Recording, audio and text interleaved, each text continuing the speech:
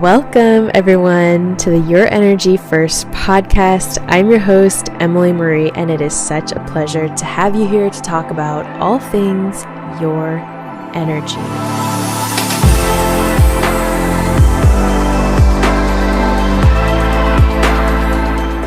Welcome back to the podcast, everyone. It is such an honor to have you here.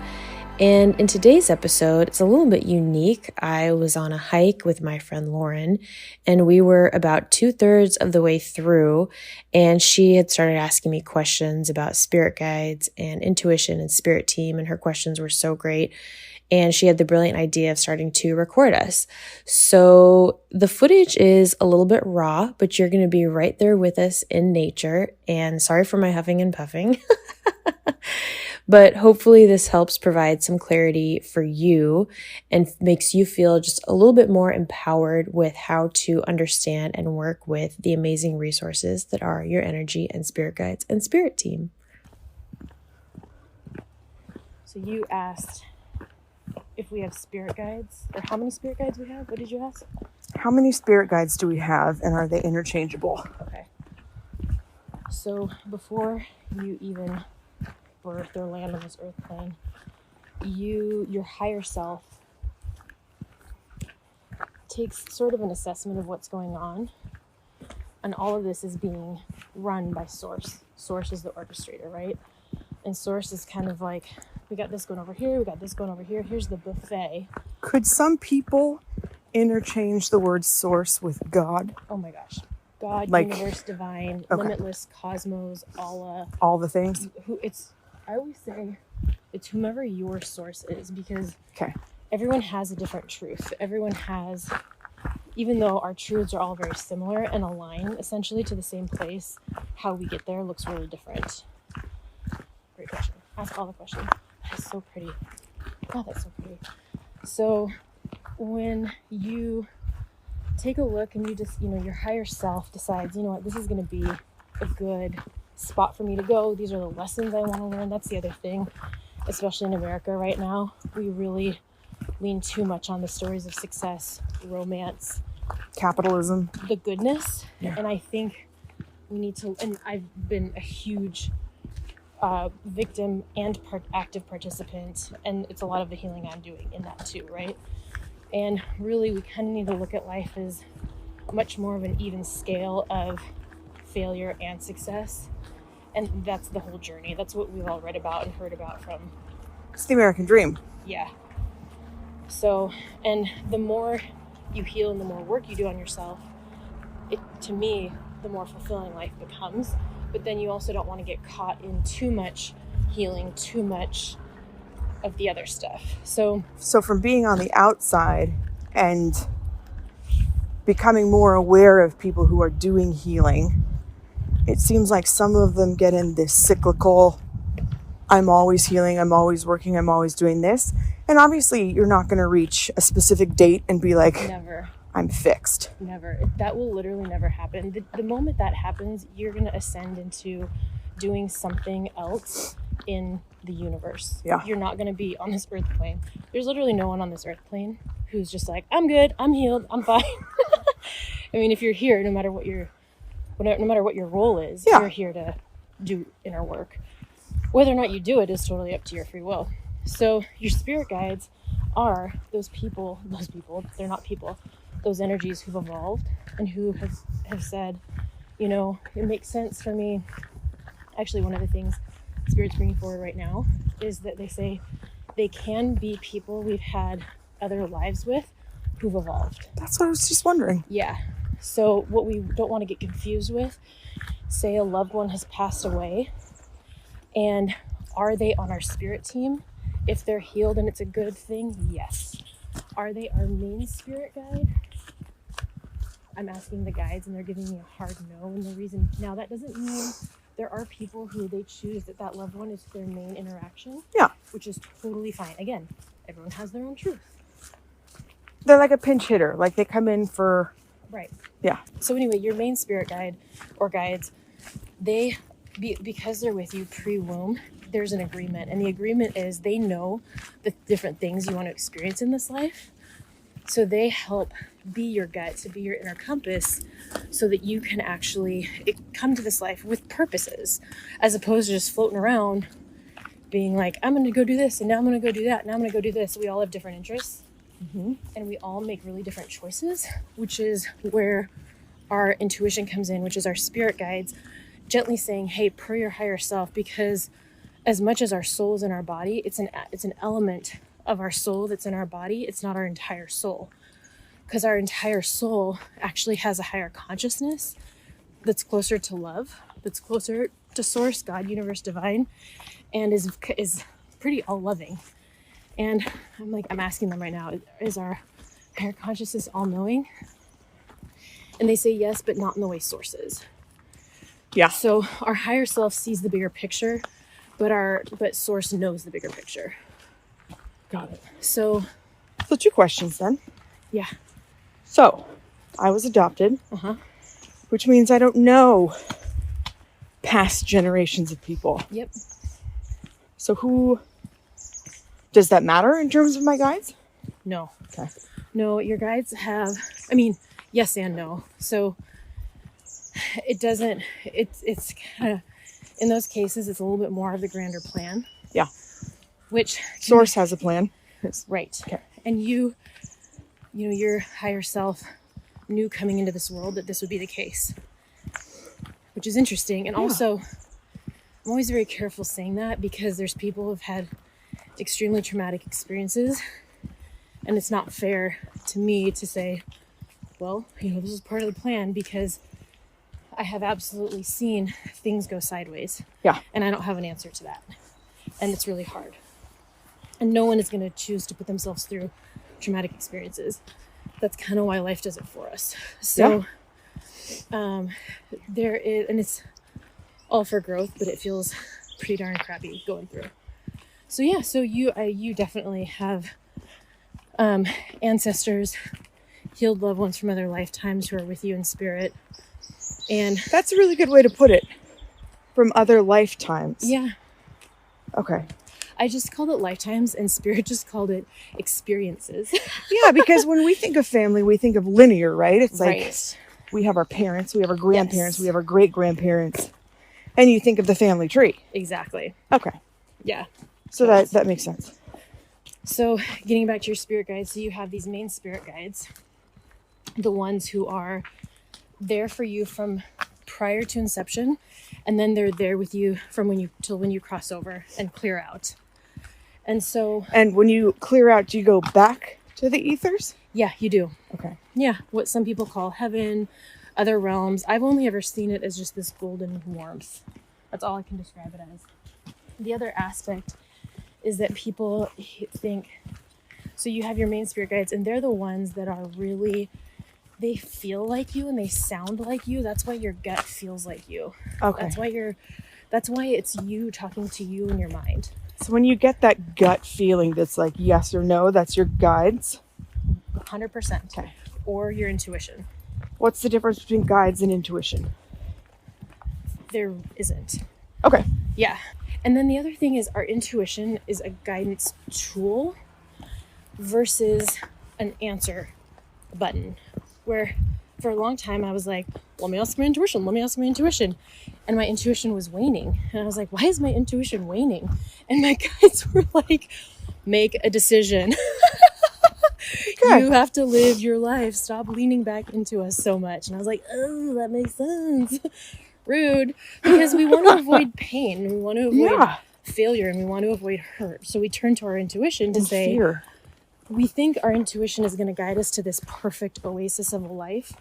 And my intuition has actually guided me to some big mistakes that I've learned and gotten huge value from. Yeah.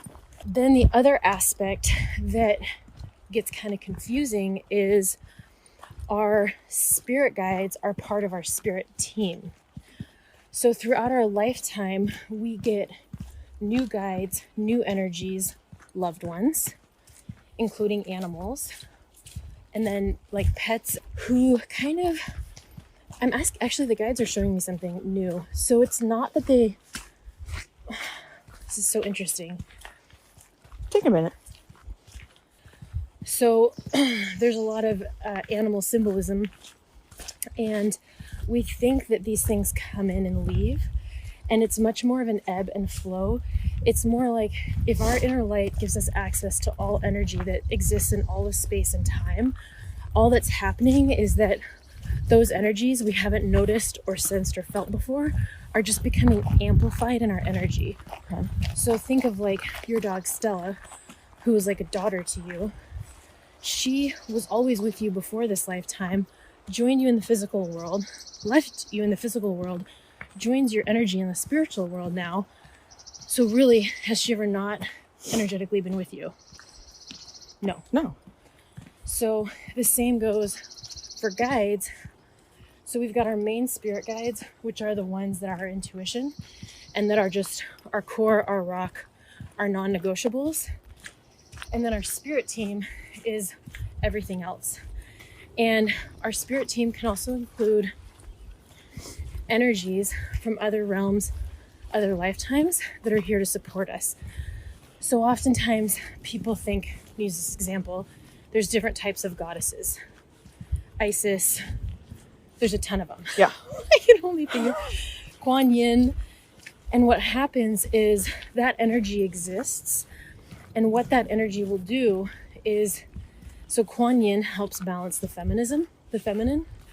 So Kuan Yin will come and support all the souls, all of the energies that want to receive, to their own personal degree and choice, a level of balancing the feminine. Question. Yeah. Does that in any way relate to the chakras? So, and why I ask is if you can tie a goddess to each one of your chakra colors. Oh, that'd be cool. That'd be kind of cool. Yeah.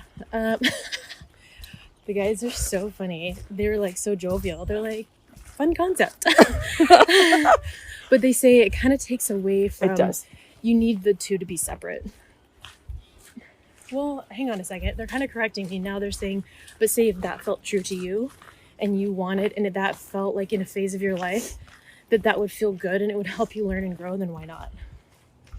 So, yeah, there we go. And the other thing about spirit guides is you and I are human. We Speak for yourself. So this is kind of funny. Everybody here on Earth is human, no matter how you define. Say you're like, I'm a, maybe you're like, I'm a witch, I'm an alien, I'm a blah, blah, blah. You're actually still human. Totally. Because you're human. So what happens is you and I we were born women in this lifetime. We've chosen to be women in this lifetime continuously. And people think, oh, well, our spirit guides are like us. They must be masculine or feminine or other as well. So we project our experience onto our spirit guides. And we say, oh, it's this way on the earth plane, so therefore it's this way in spirit guide realm. So is my guide a man or a woman, or what are they? And we want them to show us features, Yeah, we want them to be familiar. Exactly. And it can get dicey because when we seek that, there's always an energy that will show up that way for us. So that's why you want to connect to your inner light first, because then you're only going to connect with your spirit guides, as opposed to another energy. It's like, sure, I'll show up for you and show you that I'm look this way and I act that way. So the guides always say, like, lean back into your light or your heart and trust us. But it's trust the feeling versus what we want to physically see. And part of the reason they want us to do that is because, let's pretend you were like, I want to know how many spirit guides I have and what do they look like and are they man or woman? Because as humans, we like to quantify things. We and like we want to feel know. safe. Yeah, of course. It's so normal. Pretty. Those are the mushrooms I like. Those are so pretty. They look like stairs. So, say for example, I'm totally making this up. You have 5 guides, and you're like, okay, I want to connect with them. How many are there? And it kind of doesn't matter because, like we said, our energy is kind of always expanding. We have access to all of it. So, how many guides you have is sort of irrelevant. So, question then: do you know how many guides you have?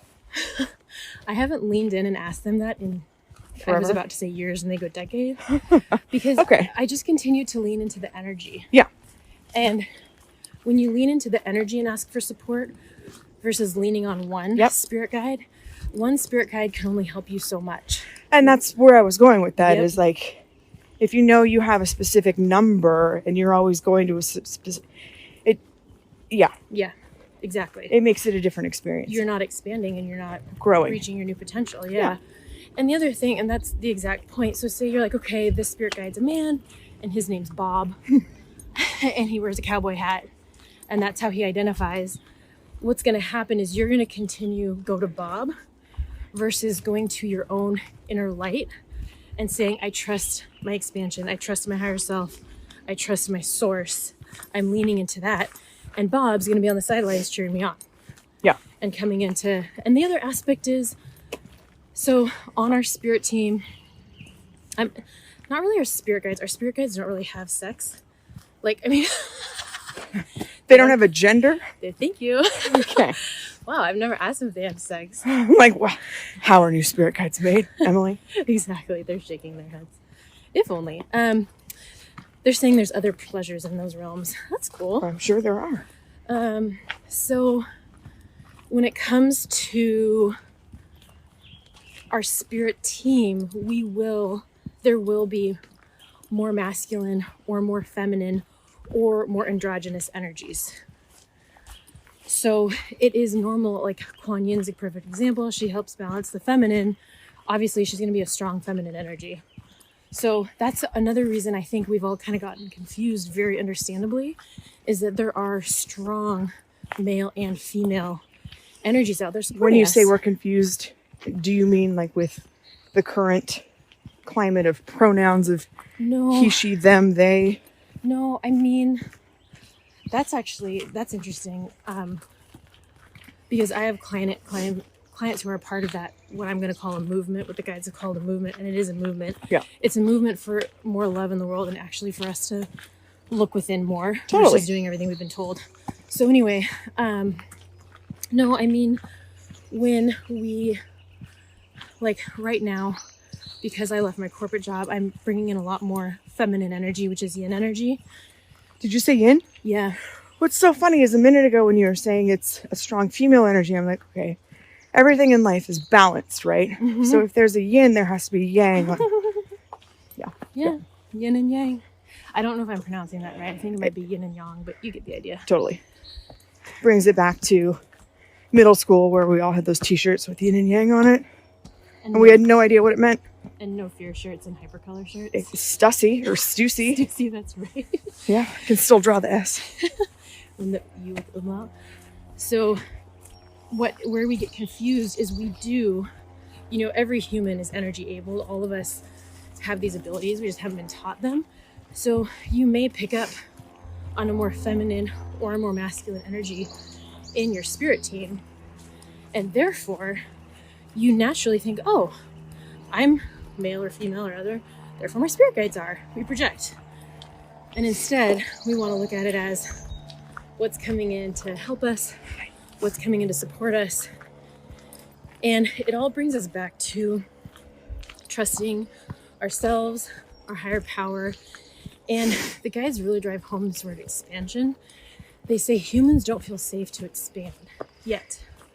Is it because of fear? 100%. Yeah.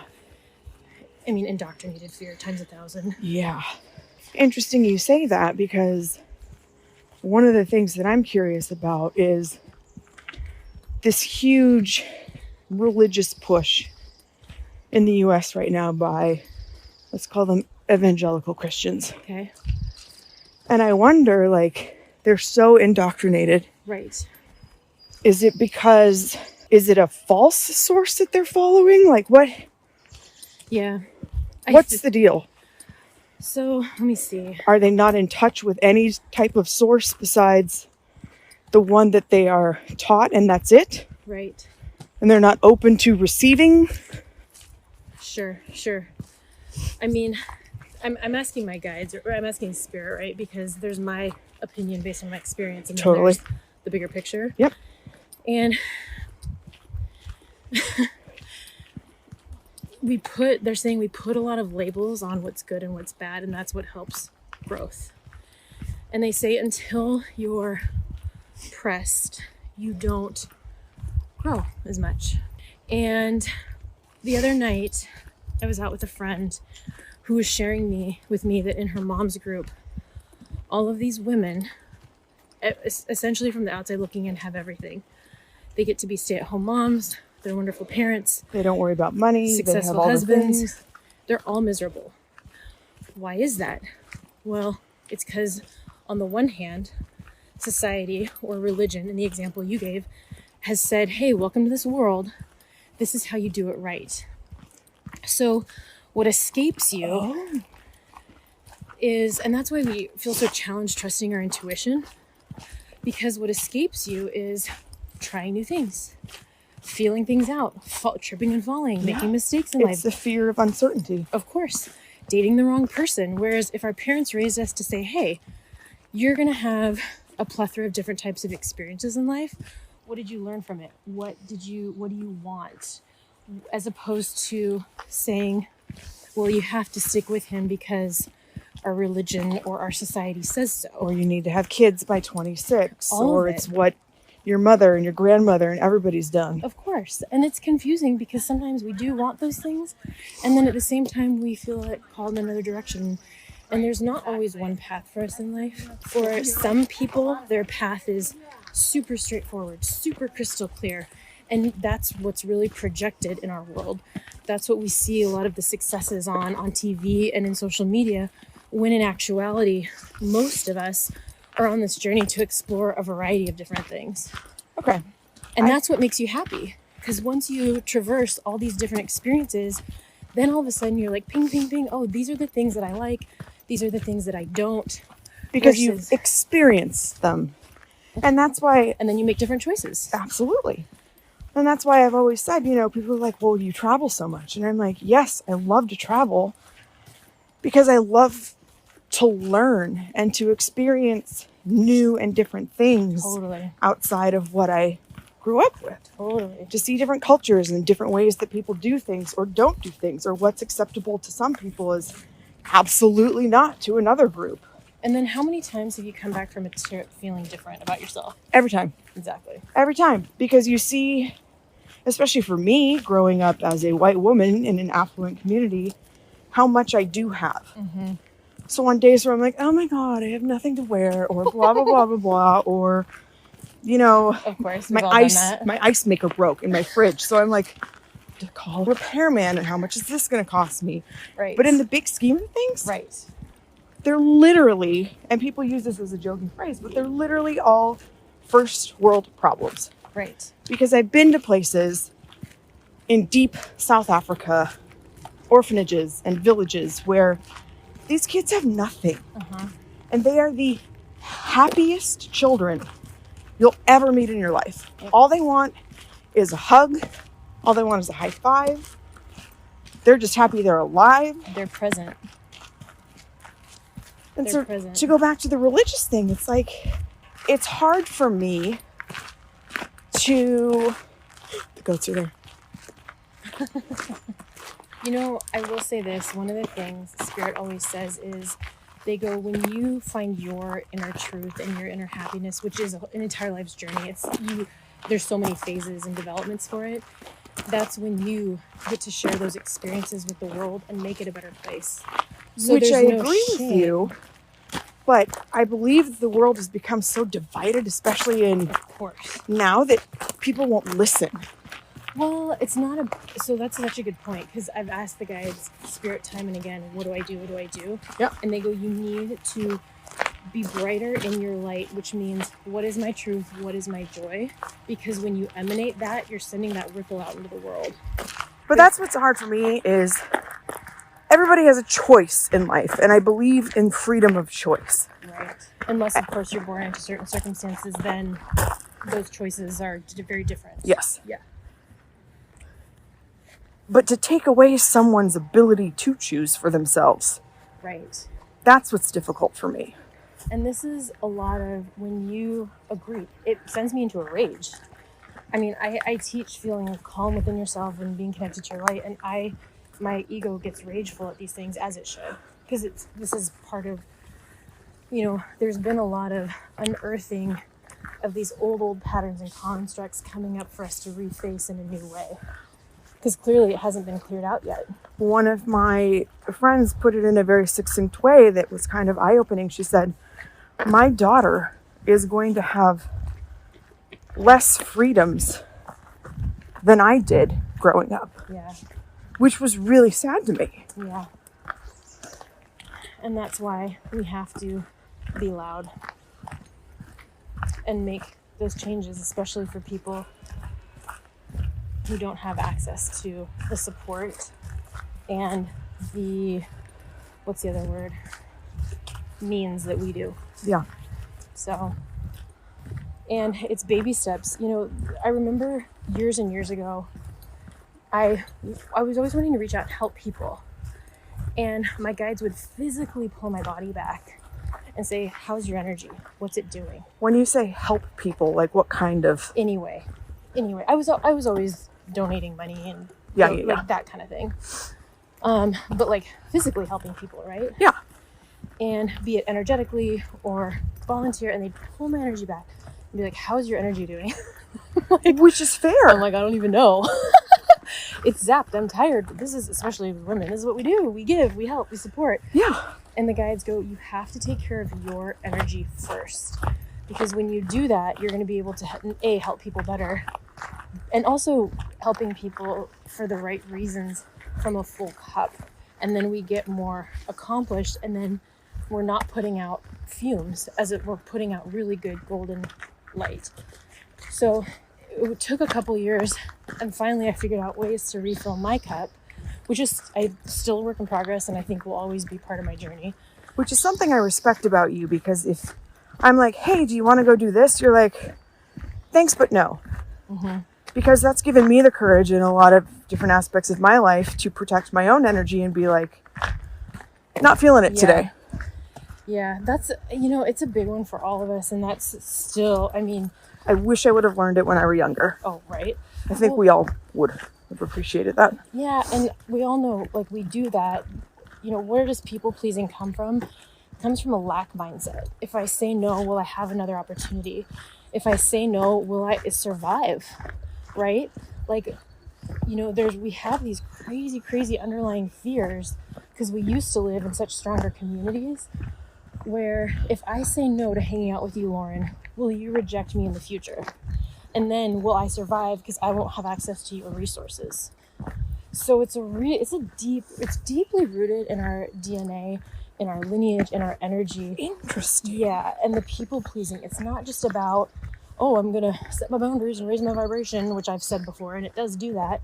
But it's scary because it's actually, people pleasing is a survival instinct. So what are some... Thanks for sticking with me. No, I find this enthralling.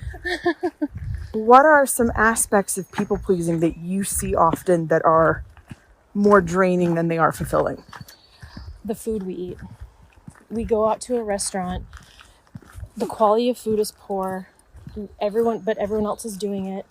It's too salty. We don't want to waste food. We don't want to waste money. Yep. Everybody else is eating. They might judge me. They might judge me if I eat it all. They might judge me if I don't eat enough of it. That's probably one of the biggest ones, is how it's natural as humans to commune over food. And our food sources are so poor at the moment. Like, we don't realize how much of the products we consume are completely overprocessed.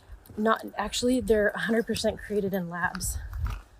Yeah, which is really scary. And then they use these things as preservatives. So yeah.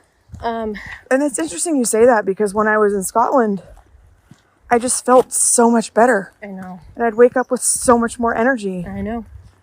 And I know. Just, like, everything tasted better. It had, like, taste. I know. So I remember I had these tomatoes in Germany. Oh. And I go, if tomatoes tasted like this, everyone would eat them all the time. Because there's so many things that we buy at the grocery store that look pretty and perfect. Like strawberries. Right. And they have zero flavor. Yep. Or they're like so tart you just can't even. Yeah. So food is a big one. And a lot of our day-to-day tasks. So we'll create our to-do list based on what we're supposed to do. And this is something I've really shifted.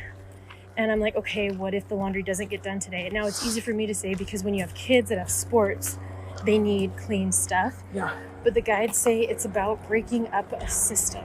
It's as much as it's about boundaries, it's about having the bravery to say, what do I need? And then asking for it. We have a fear of being rejected, which is inner child work, for asking for something and that person not giving it to us. That's one of the biggest, the guides say it's like a gaping hole in our hearts. And they go, what's funny is it can be the smallest trigger.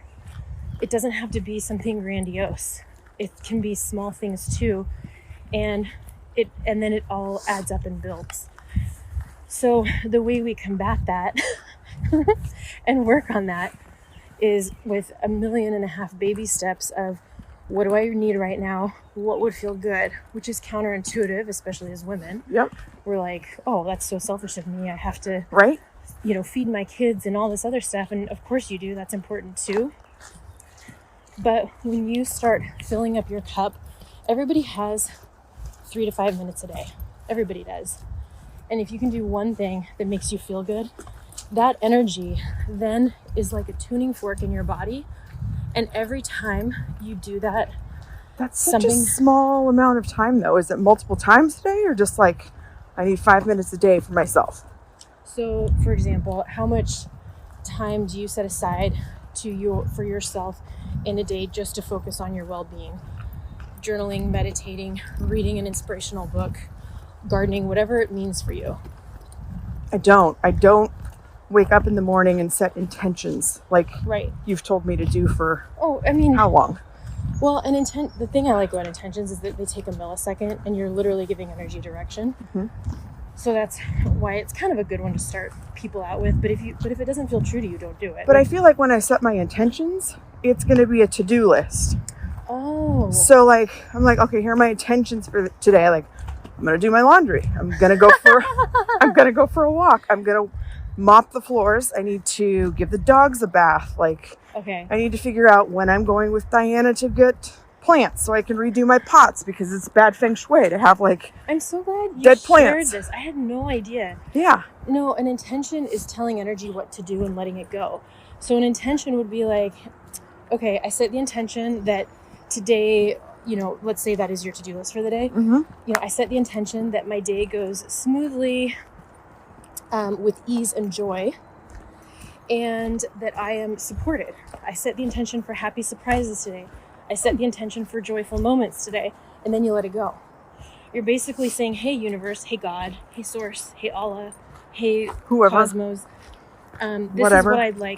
This is what I'd like today. You're literally, it's like putting a wish out there into the universe. It's the opposite of like literally writing, yeah. Pick up the poop in the yard. Right.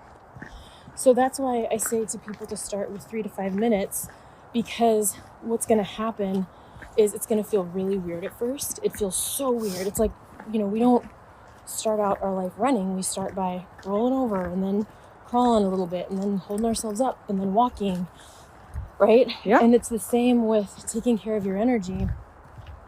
You need to start with something small, 3 to 5 minutes. And, there's 100 good meditations on YouTube. Do you write down your intentions? No. I just say them to myself. Roll over. Or I'm like, hey, spirit team, will you please run energy for me for my highest good right now? You can do that anywhere, anytime. Define highest good. Okay, so this is like, what's the overarching theme of highest good? Highest good 101 or... Yeah. So when you, one of the universal laws of energy is that... Like energy 101 is what you could call this. Yeah. It's like, what is a meditation? What does it look like? What can it be? Like, and it's not prescribed, right? It's not like it's 10 minutes sitting in this no position. See, this is where, again, we all get confused and we don't do it because we feel like it's not enough or that we're doing it wrong. It's not. And it's because we don't know, at least me, I don't know where to start. Nobody does. So that's why I'm asking all these questions. Like, what are guides? What are intentions? What is a meditation in any of its forms? What are the benefits of journaling? Like, how do I find my guides, or what's the difference between intuition and guides? So energy 101. We're gonna have to do a few more of these. I'm down. I love these questions though. Because you know this stuff and it comes to you intuitively, right? Yeah. No pun intended. And what's interesting is there's no one answer for everyone. Exactly. Yeah.